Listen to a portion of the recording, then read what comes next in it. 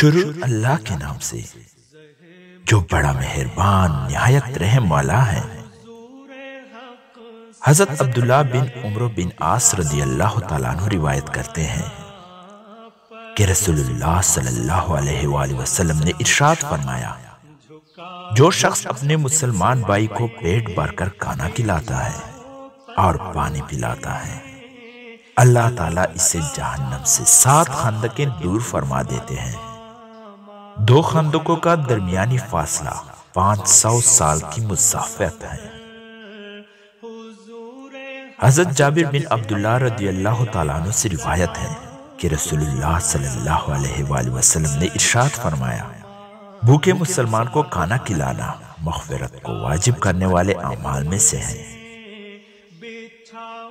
حضرت ابو سعید رضی اللہ تعالیٰ عنہ سے روایت ہے کہ نبی کریم صلی اللہ علیہ وآلہ وسلم نے ارشاد فرمایا، جو شخص کسی مسلمان کو ننگے پن کی حالت میں کپڑا پہناتا ہے، اللہ تعالیٰ اس کو جنت کے سبز لباس پہنائیں گے۔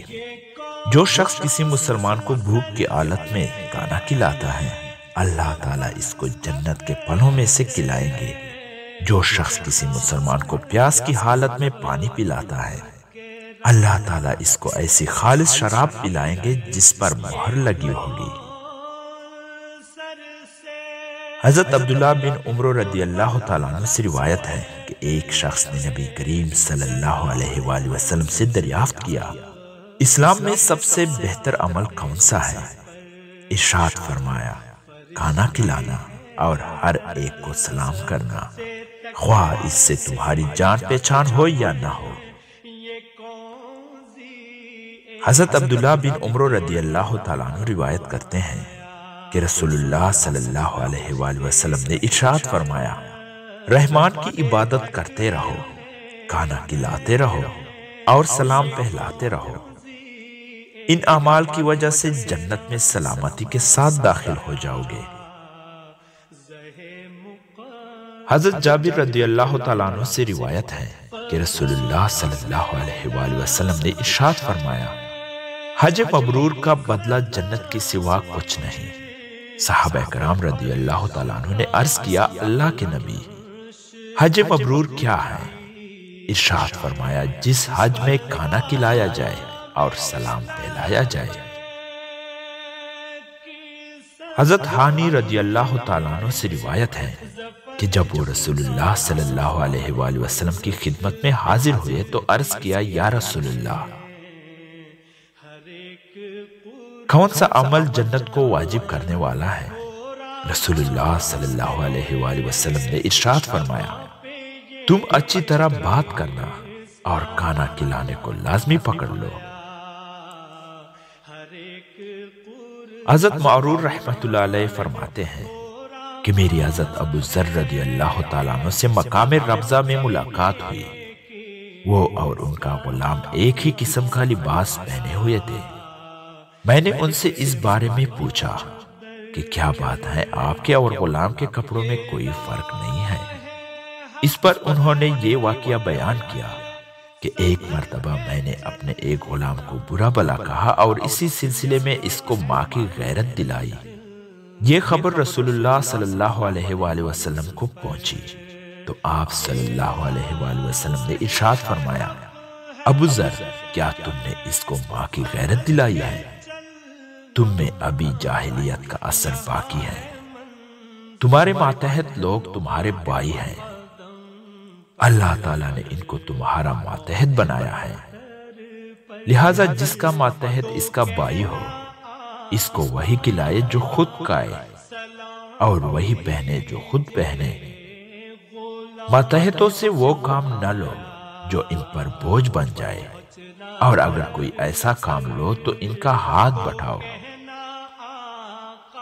حضرت جابر بن عبداللہ رضی اللہ تعالیٰ عنہ سے روایت ہے کہ ایسا کبھی نہیں ہوا کہ رسول اللہ صلی اللہ علیہ وآلہ وسلم سے کسی چیز کا سوال کیا گیا ہو اور آپ صلی اللہ علیہ وآلہ وسلم نے انکار کر دیا ہو۔ حضرت ابو موسیٰ اشعری رضی اللہ تعالیٰ عنہ سے روایت ہے کہ نبی کریم صلی اللہ علیہ وآلہ وسلم نے ارشاد فرمایا، بھوکے کو کھانا کھلاؤ بیمار کی عیادت کرو اور ناحق قیدی کو رہائی دلانے کی کوشش کرو۔ حضرت ابو ہریرہ رضی اللہ تعالیٰ عنہ سے روایت ہے کہ رسول اللہ صلی اللہ علیہ وآلہ وسلم نے ارشاد فرمایا، اللہ تعالیٰ قیامت کے دن فرمائیں گے، آدم کے بیٹے میں بیمار ہوا، تم نے میری عیادت نہیں کی۔ بندہ عرض کرے گا، اے میرے رب، میں کیسے آپ کی عیادت کرتا، آپ تو رب العالمین ہیں، بیمار ہونے کے عیب سے پاک ہیں۔ اللہ تعالیٰ فرمائیں گے، کیا تمہیں معلوم نہیں تھا کہ میرا فلاں بندہ بیمار تھا، تم نے اس کی عیادت نہ کی؟ کیا تمہیں معلوم نہیں تھا کہ اگر تم اس کی عیادت کرتے تو مجھے اس کے پاس پاتے؟ آدم کے بیٹے، میں نے تم سے کھانا مانگا، تم نے مجھے کھانا نہیں کھلایا۔ بندہ عرض کرے گا، اے میرے رب، میں آپ کو کیسے کھانا کھلاتا، آپ تو رب العالمین ہیں۔ اللہ تعالیٰ فرمائیں گے، کیا تمہیں معلوم نہیں تھا کہ میرے فلاں بندے نے تم سے کھانا مانگا تھا، تم نے اس کو کھانا نہیں کھلایا؟ کیا تمہیں معلوم نہیں تھا کہ اگر تم اس کو کھانا کھلاتے تو تم اس کا ثواب میرے پاس پاتے؟ آدم کے بیٹے، میں نے تم سے پانی مانگا، تم نے مجھے پانی نہیں پلایا۔ بندہ عرض کرے گا، اے میرے رب، میں آپ کو کیسے پانی پلاتا، آپ تو رب العالمین ہیں۔